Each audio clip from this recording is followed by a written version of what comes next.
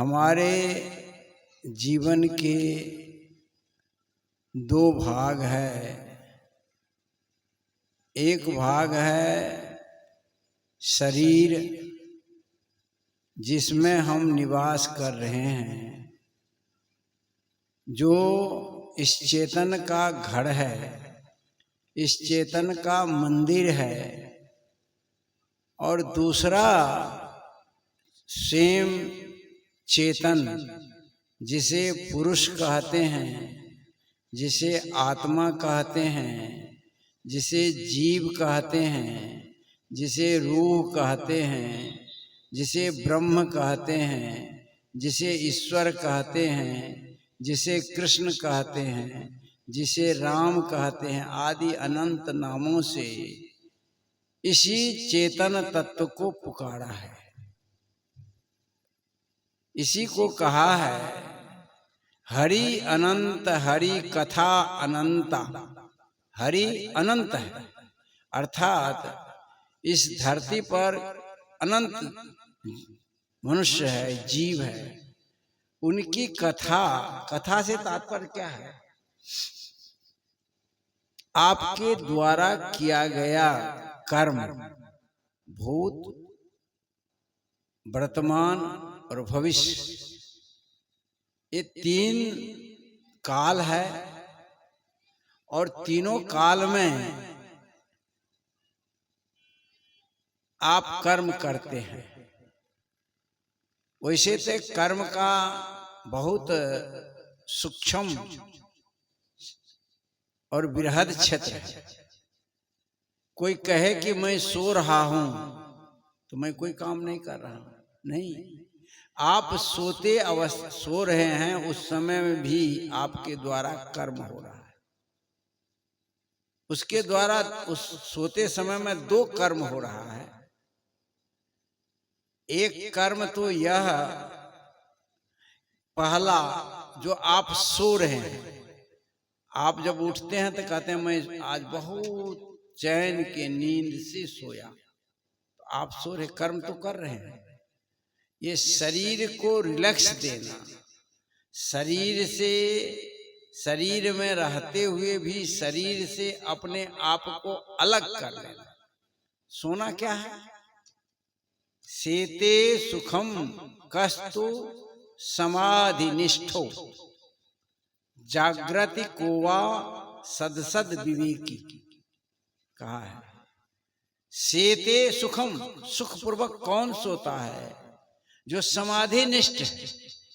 और समाधि निष्ठ होने में क्या होता है? इस शरीर में रहते हुए हम जब शरीर के संबंध से अलग हो जाते हैं, समाधि।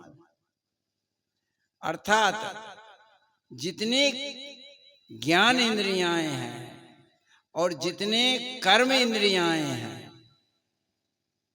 जितने ज्ञान इंद्रियां और कर्म इंद्रियां, और 5 ज्ञान इंद्रियां हैं और 5 कर्म इंद्रियां हैं। तो ज्ञान इंद्रियां भी अपना ज्ञान को किसी एक स्टेज तक, एक स्थिति तक शून्य कर देता है। संपूर्ण शून्य तो नहीं होता है, लेकिन किसी एक स्थिति तक, एक अवस्था तक ज्ञान इंद्रियाएं शून्य हो जाती है। कर्म इंद्रियाएं भी शून्य हो जाती है। और मन भी किसी अवस्था तक शून्य हो जाता है। तो जब ये तीनों ज्ञान इंद्रियाएं, कर्म इंद्रियाएं और तीसरा मन जब किसी अवस्था तक शून्यगत हो जाता है, तो वह समाधिष्ठ हो जाता है। तब क्या हो जाता है? उसके जीवन में समाधि आ जाती है। तो सेते सुखम, सुखपूर्वक कौन सो रहे हैं? तो समाधि निष्ठो, जो समाधि में स्थित है वह सुखपूर्वक सो रहे हैं। अब समाधि में स्थित होने के लिए क्या क्या प्रक्रिया है योग सूत्र में, उसकी चर्चा तो नहीं करूंगा क्योंकि विषय उसका नहीं है, लेकिन थोड़ा सा मैं उस बात को, सोने की शब्द को लेकर के स्पष्ट किया। सीते सुखम कस तो समाधि निष्ठो, जो समाधि में निष्ठ, उसकी चित्त की वृत्ति निरोध वगैरह वगैरह आया है, तो समाधि निष्ठ होने पर भी हम सोते हैं। और शरीर में जब हम बिस्तर पर जाते हैं भोजनों उपरांत, तब भी हम सोते हैं, तब भी व्यक्ति सोता है। तो उस समय जो सोता है तो दो स्थिति आती है। एक आती है सोने के पूर्व की स्थिति। तो सोने के पूर्व की स्थिति तो आप बिस्तर पर लेटे रहते हैं और आपका मन चारों तरफ घूमता रहता है, चिंतन करता है, विचार करता है और मन के द्वारा क्रियाएं होती है। बुद्धि भी काम करती है, मन भी काम करता है। लेकिन जब निद्रा देवी का प्रभाव आप पर पड़ता है, तब ये चेतना शरीरगत जो है, वह शरीरगत से चेतना जो है अपना संबंध विच्छेद करने लगता है। चेतना का संबंध क्या होता है? जो शरीर से विच्छेद होने लगता है। और विच्छेद मतलब संकुचित होने, सिकुड़ने लगता है। हमारी जो चेतना है आंख के द्वारा बह रही है, कान के द्वारा, नाक के द्वारा, पैर के द्वारा, हाथ के द्वारा, सभी इंद्रियों के द्वारा, उससे जब वह संकुचित होने लगती है, सिमटने लगती है अपने भीतर की ओर, तब हमें नींद आ जाती है। जब नींद आती है तो उस समय में भी मन प्रभावित रहता है। जब मन प्रभावित रहता है और अर्ध चेतना अवस्था रहती है। क्या अवस्था रहती है? अर्ध चेतना। माने हम सोए हुए हैं लेकिन पूर्ण नहीं, जगे हुए हैं लेकिन पूर्ण नहीं, न पूर्ण जगे हैं न पूर्ण सोए हैं। उस स्थिति को हम क्या कहते हैं? अर्ध चेतना अवस्था, जिसको स्वप्न अवस्था हम कहते हैं। क्या कहते हैं? स्वप्न अवस्था। तो स्वप्न अवस्था में व्यक्ति का मन दौड़ता है, मन घूमता है और वह अनेक प्रकार के जो चिंतन मनन कल्पना दिन भर में करता है, रात भर में करता है या सोचता है, वही स्मृति पटल पर मन के द्वारा खींचा गया चित्र को वह प्रस्तुत करता है और आप स्वप्न देखते हैं। अब स्वप्न का क्या है? तो स्वप्न का दो भाग है। एक है सुखात्मक, एक है दुखात्मक। कहा है कि सपनहु सुख नाही, स्वप्न में भी सुख का अनुभव करता है। मन जब तक आपका जितना बहिर्गत रहेगा उतना स्वप्न आएगा। मन जितना अंतर्गत होगा, निहित आपके मन का फैलाव जितना बंद होगा, वह आत्मा की ओर आएगा, उतना आपके जीवन में स्वप्न कम हो जाएगा। तो स्वप्न अवस्था में सुख अवस्था, स्वप्न अवस्था में दुख अवस्था, नहीं तो वो आता है। तो अब स्वप्न है, आप देखिएगा हाथी खेद रहा है तो सांप आ गया, अब भयभीत है। सांप रहेगा तो भयभीत है ना होंगे आप। जो आपकी कल्पना होगी, जिस तरह के आपका चिंतन होगा, जिस तरह का आपका मनन होगा उसी तरह का आप स्वप्न देखेंगे। स्वप्न बाहर वाला नहीं देखेंगे। आज आप मोबाइल का स्वप्न देखते हैं, देखे होंगे, लेकिन कुछ दिन अभी भी हम लोग को अब तो आइबे नहीं करता है स्वप्न, मोबाइल वाला स्वप्न नहीं आता है, लेकिन आप लोगों को मोबाइल वाला स्वप्न आता होगा। क्यों? पहले मोबाइल वाला स्वप्न नहीं आता, क्योंकि मोबाइल था ही नहीं, तो मोबाइल वाला स्वप्न कैसे आएगा? जब मोबाइल आया, मोबाइल वाला मन बना, तब मोबाइल वाला स्वप्न बना। क्योंकि मन और इंद्रियों से जो संबंध है तद अनुसार ही चित्र मन खींचता है, इंद्रियाएं खींचती है, और उसी के अनुसार स्वप्न बनता है। तो स्वप्न जो है दो प्रकार के है, सुखात्मक है, दुखात्मक है। तो जब अर्ध चेतना में हम होते हैं तो स्वप्न अवस्था में होते हैं, लेकिन अर्ध चेतना से भी जब हम और गाढ़े स्थिति में आते हैं, सुषुप्त अवस्था में जाते हैं, तब पूर्ण सो जाते हैं, तब स्वप्न नहीं देखते, मन रहता है, चित्त रहता है, मन सूक्ष्म रूप में रहता है, चित्त भी स्थिर रूप में रहता है, और वह सुषुप्ति अवस्था है जो प्रगाढ़ गाढ़ी नींद में जब प्रगाढ़ होती है तब आप सो जाते हैं। तब उठते हैं तो आप कहते हैं आज मैं बिल्कुल गाढ़ी नींद में सोया, कुछ नहीं जाना। अर्थात जब आपकी चेतना सुषुप्त अवस्था को प्राप्त की, अर्ध चेतना से और अंत भीतर उतर गए, अर्ध चेतना को भी पार कर गए, तब आप जो सुषुप्त अवस्था में पहुंच गए। तो जो शरीर के जिस समय हम सोते हैं, तो सोते समय में भी इस जीव के साथ कर्म होता है। बिना कर्म का कोई रहता नहीं है। किसी भी क्षण आप अभी भी है तो कर्म कर रहे हैं, मैं बोल रहा हूं, मेरे मन इंद्रियां काम कर रही है, तो कर्म तो हो रहा है।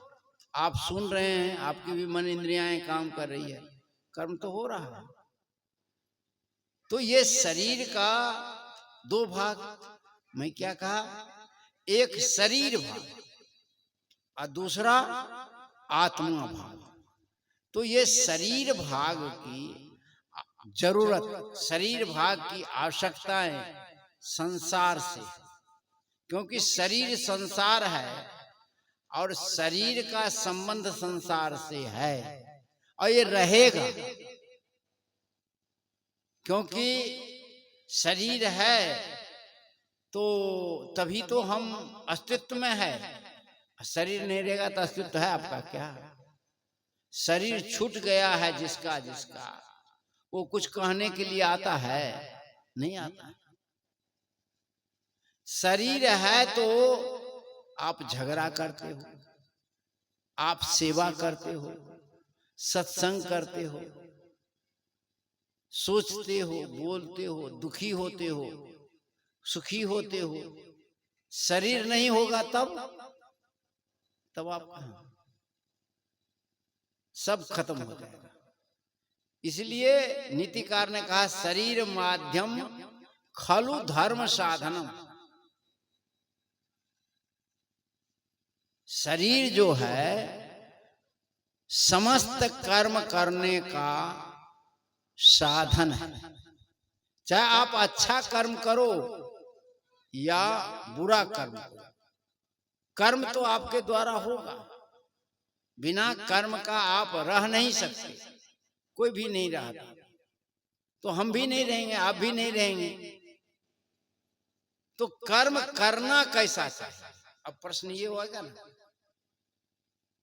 तो हमारे द्वारा दो तरह का कर्म भी होता है। एक शरीर के लिए कर्म होता है, एक आत्मा के लिए कर्म होता है। शरीर के लिए जो हम कर्म करते हैं, जैसे खेती करते हैं, व्यापार करते हैं, बिजनेस करते हैं, फैक्ट्री में काम करते हैं, गाड़ी चलाते हैं, और तमाम जितना कार्य हमारे द्वारा संसार में संपादित होता है, वो शरीर के लिए प्रायः होता है। अब आत्मा के लिए हम कर्म करते हैं। आत्मा के लिए भी कर्म करने का साधन यही शरीर है। संसार के लिए हम कर्म करते हैं, शरीर के लिए कर्म करते हैं, तो उसका भी साधन क्या है? शरीर ही है। लेकिन जब हम आत्मा के लिए कर्म करते हैं तो उसका भी साधन क्या है? यही शरीर है।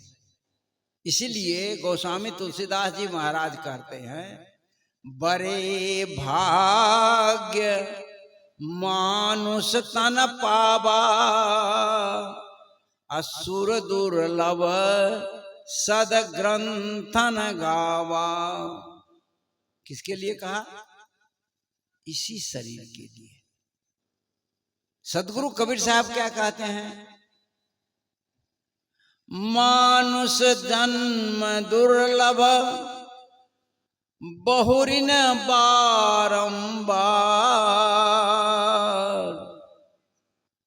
पक्का फल जो गिर पड़े बहुरिन लागे डार। आगे कहते हैं, लख 84 भरम के पांव पर अटके आए, अब की पासा ना परे फिर 84 जाए। यह गोस्वामी जी का है बड़े भाग। सदगुरु कबीर साहब कहते हैं कि 84 लाख योनि को भ्रमने के बाद आपने मनुष्य का शरीर प्राप्त किया है। और कबीर साहब भी कहते हैं कि मनुष्य दुर्लभ है और ये बार बार मिलने वाला नहीं है। जो चीज दुर्लभ हो और जो हमें बार बार नहीं मिलेगा, उसका उपयोग कैसे हम करें, समझना पड़ेगा ना। शरीर का उपयोग करता कौन है? शरीर में बैठा हुआ चेतन, ये आत्मा, जिसको मैंने कहा रूह, भगवान, राम, ब्रह्म, जो भी आप संज्ञा देते हैं, संबोधित करते हैं, ये शरीर का उपयोग करने वाला कौन है? वही चेतन है, वही राम है, वही कृष्ण है, वही गॉड है, वही खुदा है, वही ब्रह्म है। वह राम निकल जाएगा, वह ब्रह्म निकल जाएगा, तब ये शरीर काम करेगा क्या? करता है? किसी का कर रहा है? नहीं। तब ये मर जाता है, कहते हैं मर गया, शिव निकल गया, सब हो गया। इस शरीर में जो आत्मा है वही शिव है। शंकराचार्य जी ने कहा शिवो हम, मैं ही शिव हूं। वह शिव निकल गया तो ये शरीर क्या हो गया? सब हो गया। शिव निकला सब। तो इस शरीर का उपयोग करने वाले कौन? वही शिव, वही राम, वही चेतन, वही जीव, वही ब्रह्म, वही खुदा, वही गॉड। ये नाम है, ये संज्ञा है, ये संज्ञा। ओहो देखो भाई, नाम है, संज्ञा है, इसको समझने की आवश्यकता है। आज शब्द के लेकर के, शब्द को लेकर के झगड़ा करता है। अल्लाह वाले राम को नहीं मानता, राम वाले अल्लाह को नहीं मानते, गॉड वाले अल्लाह को नहीं मानते, फिर ईश्वर वाले गॉड को नहीं मानते, आदि आदि झगड़ा। शब्द का अंतर है। 4 आदमी प्यासा था। परम पूज्य गुरुदेव जी कभी कभी मंच पर कहते थे, एक हिंदू भाई था, संस्कृत के जानकार था, प्यास लगी थी तो जल मांगा, है ना, जलम दे। एक मुसलमान भाई था तो वो आब मांगा, प्यास लगी थी उनको भी। एक ईसाई भाई था, वो कहा कि मुझे वाटर चाहिए। एक क्या नाम है, समान लोग था, गांव घर के रहने वाले, वो भी उसके साथ थे। तो वो कहा कि हमें पानी चाहिए। अब चारों आदमी 4 चीज मांगा और चारों को लगी थी प्यास, चारों को लगी थी प्यास। अब एक आदमी जाएगा वाटर लाने के लिए, एक आदमी लाएगा जल लाने के लिए, एक आदमी जाएगा पानी लाने के लिए, एक आदमी जाएगा आग लाने के लिए। 4 आदमी नहीं जाएगा। अब सब सबके तरह देख रहा है, सब अपने आप अलग अलग मांगता है। एक आदमी सबको जानता था, सबकी भाषा समझता था। वो क्या काम किया, एक गिलास लिया, एक बड़का कमंडल कहिए या बाल्टी कहिए, उसमें पानी लिया, जल लिया, वहां रख दिया। चारों आदमी उस जल को पी लिया। वाटर वाला को वाटर मिल गया, जल वाला को जल मिल गया, आब वाला को आब मिल गया, पानी वाला को पानी मिल गया। ठीक उसी तरह से यह चेतन तत्व जो है, जिसे हम चेतन कहते हैं, आत्मा कहते हैं, इसके लिए भी वही बात है। कोई इसको ब्रह्म कहता है, लड़ता है। कोई खुदा कहता है, लड़ता है। कोई गॉड कहता है, लड़ता है। कोई ईश्वर कहता है, लड़ता है। क्या, किसके लिए? कोई सदगुरु कहता है, लड़ता है। किसको सदगुरु कह रहे हैं? 3 लोक में गुरु बरा, गुरु से बरा न कोई, करता करे सो कर न सके, गुरु करे सो होय। तो किसको गुरु कहते हो? शरीर को? क्या यह शरीर गुरु है? शरीर गुरु नहीं। शरीर तो जड़ है, प्रकृति है। इस शरीर में रहने वाला जो चेतन है, उसमें जो ज्ञान की प्रकाष्ठा है, ज्ञान की उपलब्धता है, रहनी है, बहुत जरूरी है। रहनी है। कबीर साहब कहे, रहनी रहे सो गुरु हमारा, हम रहनी के साथ। रहनी है, जैसा कहे करे पुनि तैसा, राग द्वेष निर्वारे, तामे घटे बढ़े रतियो नहीं, यही विधि आप समारे। तो जो रहनी में रहता है वो गुरु तत्व है, गुरु पद है। ज्ञान हम सुन करके अर्जन किए और उस ज्ञान में हमारा जीवन अभिभूत नहीं हुआ, हमारा जीवन ढला नहीं, तो ज्ञान थोड़ो है। टेप रिकॉर्डर बोलता है कि नहीं? आजकल मोबाइल में ही सुनते रहिए। मोबाइल में उपदेश दे रहा है। तो मोबाइल गुरु हो गया क्या? मोबाइल गुरु नहीं हो गया। इसलिए हाँ, मोबाइल में बोलता है, वो भी चेतन ही बोलता है। आज आप मोबाइल से प्रश्न कीजिएगा ना, तो मोबाइल उसका उत्तर देगा। तो क्या वो अपने तरफ से उत्तर देगा? नहीं, इसी चेतन के द्वारा दिया गया उत्तर को वो सुनाएगा। आप मोबाइल में गूगल को पूछिए राम कौन, तो बता देगा। अयोध्या का राजा, और भी बता देगा। सूर्य क्या, दीन क्या, मोक्ष क्या, कर्म क्या, बंधन क्या, पाप क्या, पुण्य क्या। आप कहिएगा हम मकई का खेती लगाना चाहते हैं, कैसे करेंगे? तुरंत बताएगा। आप आम के कहिएगा, आम का बताएगा। मोबाइल पर हम एक दिन देखे, एक आदमी परीक्षण कर रहा था, बैगन के गाछ में केला फलाया। आश्चर्य लगेगा कि नहीं?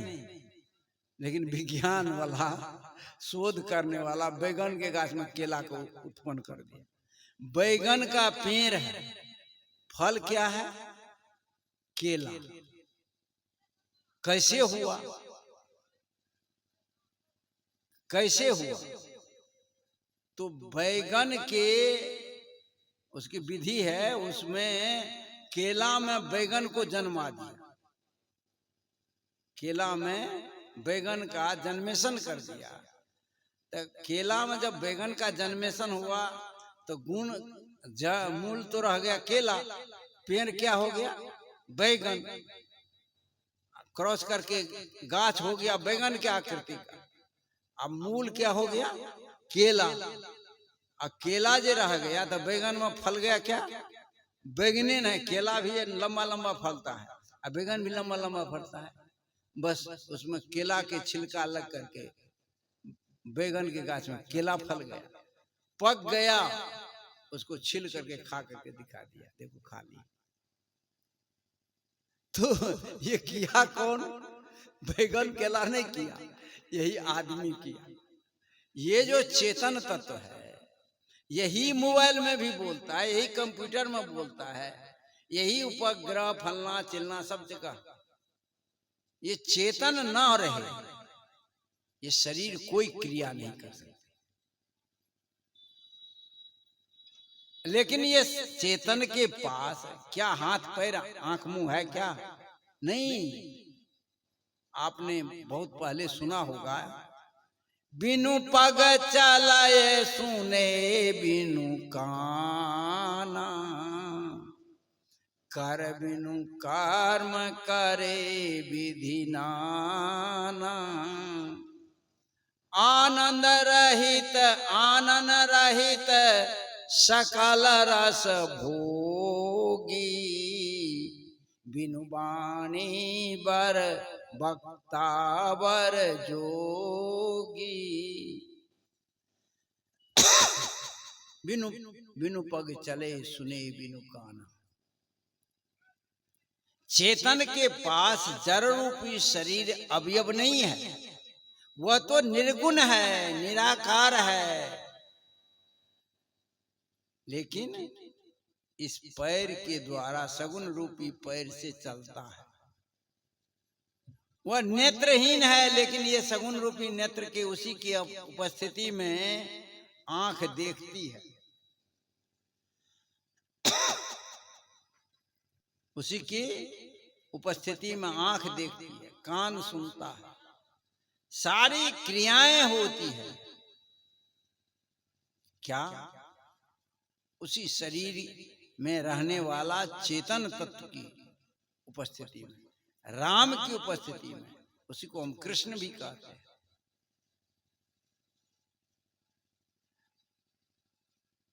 तो मैं कह रहा था कि आपके द्वारा शरीर के लिए भी कर्म, शरीर के लिए कर्म अधिक होता है।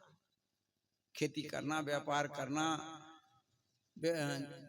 जो भी फल फूल उपजाते हैं, जो भी काम करते हैं, नौकरी करते हैं, बिजनेस करते हैं, ये सब शरीर के लिए होता है। और शरीर के लिए किया गया कर्म, इसके भी दो भाग है। एक भाग है सकारात्मक कर्म, दूसरा भाग है नकारात्मक कर्म।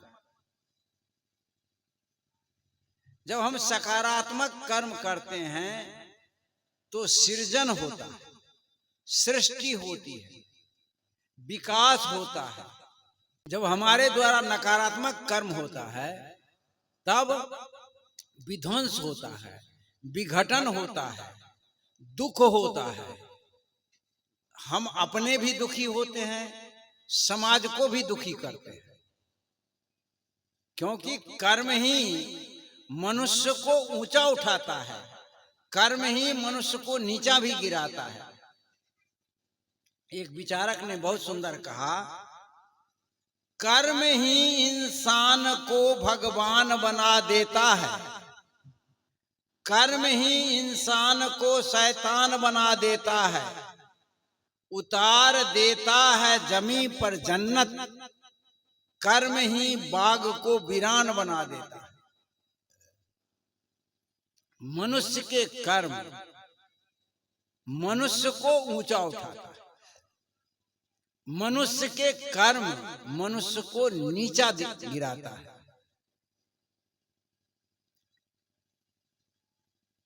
कौवा काला है, कोयल भी काली है, लेकिन कौवा बोलता है तो हमें अच्छा नहीं लगता।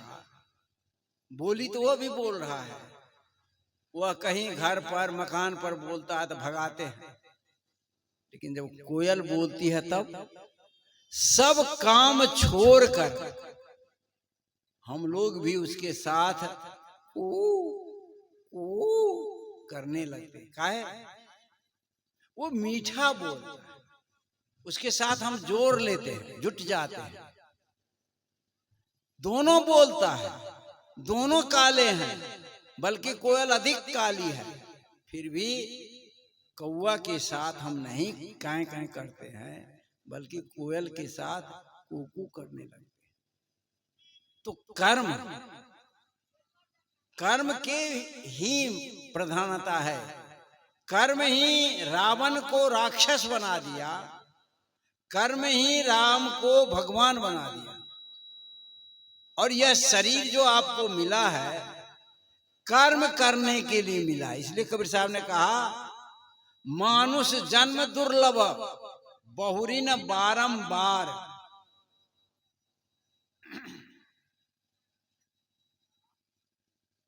ये बार बार आपको नहीं मिलने वाला है, ये बार बार यह शरीर नहीं मिलेगा। बहुरी न बारंबार पक्का फल जो गिर पड़े, यह शरीर जो फल में, अब फल शब्द का है, शब्द में एक शब्द में बहुत सारे अर्थ छिपे हुए हैं। फल शब्द का प्रयोग यहाँ आ गया है, तो फल शब्द क्या है? क्योंकि जिस तरह से आप कोई कर्म करते हैं तो कर्म करने का फल मिलता है ना, अंतिम में जो निचोड़ आता है। उसी तरह से ये शरीर जो जीव है, जीव 84 लाख योनि को सुख दुख को भोगा है। वहां आप सत्संग देखिए, गाय सत्संग करती है क्या? भैंस, घोड़ा, गधा, सांप, बिच्छू नहीं, वह सत्संग नहीं करता है। एक बात और बताइए, आप किसी जीव को मारिएगा तो आप पर केस होगा, मुकदमा होगा, अपने अपनी स्थिति के अनुसार। मनुष्य को यदि मारिएगा तब क्या होगा? 302 की दफा लगेगी और आपको आजीवन कारावास हो सकता है, या नहीं तो फांसी की सजा हो सकती है, होगी ना। अच्छा एक बात बताइए, यदि सिंह आदमी को मार दे जंगल में तो कौन सी दफा लगेगी? उसको पाप लगेगा क्या? सिंह को पाप नहीं लगेगा। सांप आपको काट लिया, सांप को पाप लगेगा क्या? नहीं लगेगा, क्योंकि वह अपने स्वभाव और प्रकृति में है, वह भोग जोनी है। वह तमाम जीव जो जितने हैं, सांप है, बिच्छू है, घोड़ा है, गधा है, गाय है, भैंस है, कुत्ता है, बिल्ली है, जितने 84 लाख जीव है, वह भोग योनि है। वह प्रकृति में जीता है, वह स्वभाव में जीता है। लेकिन मनुष्य प्रकृति में भी जीता है, संस्कृति में भी जीता है और विकृति में भी जीता है। ये मनुष्य के जीने का 3 स्थिति, मनुष्य के कर्म का 3 स्टेज है। मनुष्य सोचता है, मननात् मनुष्य मनन करता है, इसलिए मनुष्य है। आप मनन करते हैं, आप चिंतन करते हैं, मनुष्य हैं, मनन करते हैं, इसलिए मनुष्य है। भगवान मनु ने मनुष्य को कहा मनुर्भव, मनुष्य को कहा मनुष्य होने के लिए। क्यों कहा? उनके अंदर जो 3 प्रवृत्ति है, जो विध्वंसात्मक नकारात्मक प्रवृत्ति, जो संस्कृति से विकृति में जो जीता है और एक संस्कृति में जीता है, और एक उससे भी ऊपर उठता है। तो मतलब यह है कि हम ये फल को प्राप्त किए हैं। किस फल को? मनुष्य रूपी शरीर रूप, मनुष्य शरीर रूपी फल जो 84 लाख योनि को भरमने के बाद जीव को मिला है।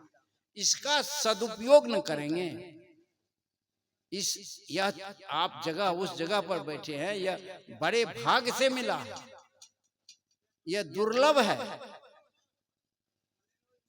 और उस शरीर को पा करके इस शरीर का क्या कर रहे हैं?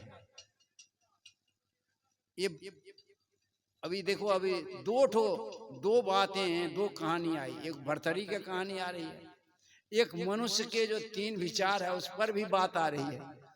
तो पहले मैंने एक मनुष्य की बात ही कर देता हूं।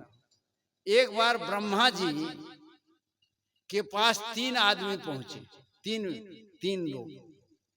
उसमें देवता थे, दानव थे और मानव थे, तीनों पहुंच गए। तो ब्रह्मा जी के पास पहुंचे तो ब्रह्मा जी ने से कहा, ब्रह्मा जी ने कहा आओ बैठो, बोलो कैसे आए हो? स्वागत होता है ना, स्वागत किया। तो तीनों आए, तीनों अपनी अपनी समस्या बताए। देवता बताए अपनी समस्या, मानव बताए अपनी समस्या, दानव बताए अपनी समस्या, तीनों बताए।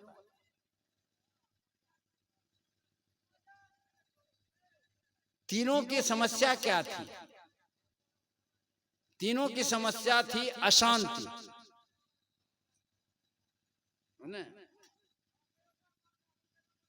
कहा देवता हमारे पास सब चीज है, लेकिन हमारे भी पास शांति नहीं है।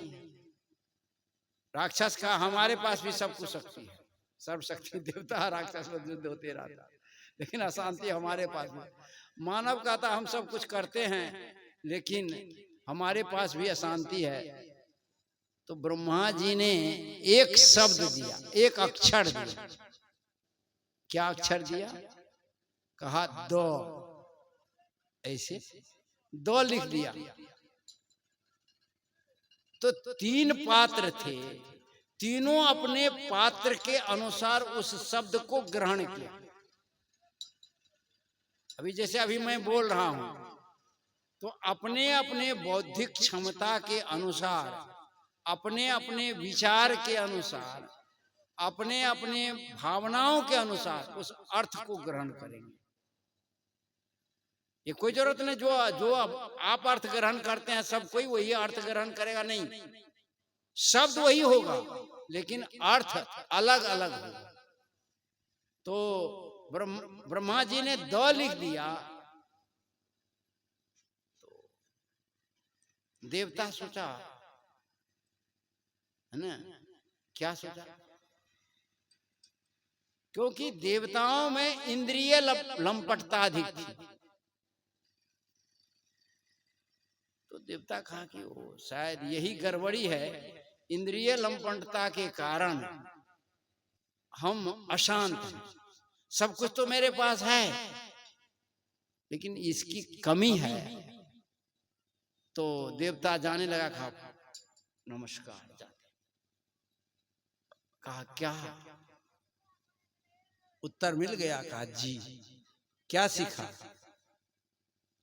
कहा अपने इंद्रियों पर दमन करना चाहिए। हमारी आंख बाहर दिशा में देखती है, कान गलत सुनता है, नाक गलत गंध लेती है, जिह्वा अभक्त गलत भोजन करता है, चमड़ी स्पर्श करता है। तो जो इंद्रियां है ये हमारे वशीभूत नहीं है। इसलिए हम 2 अक्षर से दमन शब्द सीखा और कहा कि इंद्रियों पर, मन पर दमन करे, विजय प्राप्त करे। ठीक है, जा। फिर दानव भी जाने लगा। कहा तुम क्या सीखा? कहा मेरे पास सब शक्ति है, मैं ताकत अर्थ में भी बड़ा हूं, धन भी मेरे पास बहुत है, मेरे पास सारा अस्त्र शस्त्र भी है ना, सब कुछ है, मैं दमन भी कर सकता हूं। लेकिन मेरे पास एक चीज नहीं है, मैं किसी का महत्व नहीं देता हूं, सबको मार काट देता हूं। इसलिए मुझे यह शिक्षा मिली कि दया करनी चाहिए। जीव पर जीव दया और आत्म पूजा, इनते छोड़ और नहीं दूजा। इसलिए हमारे पास दया की शिक्षा हमें मिली, इसलिए हम जानते हैं। ठीक, बहुत सही ज्ञान है। बच गया मानव। बाद में मानव भी जाने लगा, प्रणाम किया ब्रह्मा जी को। कहा तुम, कहा भगवान मैं खेती करता हूं, धन कमाता हूं, सबका पालन करता हूं, मैं खेती ना करूं तो सब मर जाएगा, सब अन्न तो मैं ही पहुंचाता हूं, है ना, मन अन्न देता हूं, सारा सारा सारा चीज का निर्माण करता हूं। निर्माण करता भी मानवीय है, जितने चीज का फैक्ट्री में जो भी चीज निर्माण होता है। तो मेरे अशांति का क्या कारण? हम अपने लिए करते हैं, इसलिए दान करना चाहिए। हाँ बिल्कुल सही। तुम अपने लिए जो करते हो उसको अपने, कबीर साहब ने कहा साईं इतना दीजिए जामे कुटुंब समाए, अब मैं भी भूखा ना रहूं साधु न भूखा जाए। हम दूसरे के लिए भी जिए, दूसरे के लिए भी कमाएं, हम दान करें तो हम दूसरे को दें। हम जब स्वार्थ उन्मुख होते हैं तो हम लेते हैं, देते नहीं। जब हम दान उन्मुख होते हैं तब हम अपने ज्ञान को भी देते हैं। आया है नीति में, विद्या विवादाय धनम मदाय, शक्ति परेशान पड़ पीड़नाय, खलस्य साधो विपरीत मेतत, ज्ञानाय दानाय च रक्षणाय, विद्या विवादाय। यदि आपने कुछ ज्ञान अर्जन कर लिया तो विवाद करते हो, किसी को भी कष्ट देते हो, लड़ाते हो, झगड़ाते हो। गांव में देखिएगा, जिसके पास कुछ इधर उधर की है, ज्ञान हो गया है, गांव में सबको लड़ा झगड़ा करके खत्म कर देता है।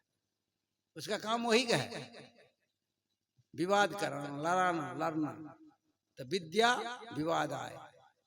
धन हो गया, धनम मदाया, धन के बल पर, धन के ताकत पर दूसरे को रौंद देना चाहता, दबा देना चाहता। धन के मद में, धन के अहंकार में किसी को कुछ नहीं समझता। धर्म मद आए, शक्ति परेशान पड़ पीरना है, शरीर से भी ताकत हो गया, तब वह भी अपने ताकत के बल पर सभी को अपने बस में कर लेना चाहता, लोग को कष्ट देता है। लेकिन नीतिकार कहा, दानाय ज्ञानाय दानाय च रक्षणाय खलस्य साधो। दुष्ट प्रवृत्ति के अंदर होता है तो यह होता है, लेकिन सज्जन प्रवृत्ति के अंदर यह तीनों चीज आ जाता है, तब क्या होता है? तब ज्ञान आया, ज्ञान आया, विद्या आई, तो हम दूसरे को देते हैं, उस ज्ञान को बांटते हैं ताकि दूसरे का भी कल्याण हो जाए, सबका हित हो जाए। मेरे हित में सृष्टि का हित हो, समाज का हित हो, ये उदात्त भावना है। और मेरे हित में दूसरे का अहित हो। आज जो अपने हित के लिए दूसरे को अहित पहुंचाता है, क्षति पहुंचाता है, मेरे हित में दूसरे का भी अहित हो तो कोई हर्जा नहीं, यह निम्न भावना के अंतर्गत आता है। यहाँ उदात्त भावना नहीं है, यहाँ निम्न भावना है। जहाँ निम्न भावना है वहीं स्वार्थ भावना है। तो ज्ञानाय दानाय, धन आया हम दूसरे को दान करते हैं, शक्ति है तो रक्षण करते हैं, शक्ति से हम दूसरे को कष्ट नहीं देते हैं, उसकी हम रक्षा करते हैं। तो ये जो है खलस्य साधो, अर्थात दुष्ट प्रवृत्ति के पास आया तो वह विध्वंसात्मक कार्य करता है, विनाशात्मक कार्य करता है। और सज्जन प्रवृत्ति संत के पास आता है तो वह सृजनात्मक काम करता है, वह ज्ञान देता है, रक्षा करता है ना। तो वह देने का काम करता है, चाहे वह ज्ञान हो, चाहे धन हो, चाहे शक्ति हो।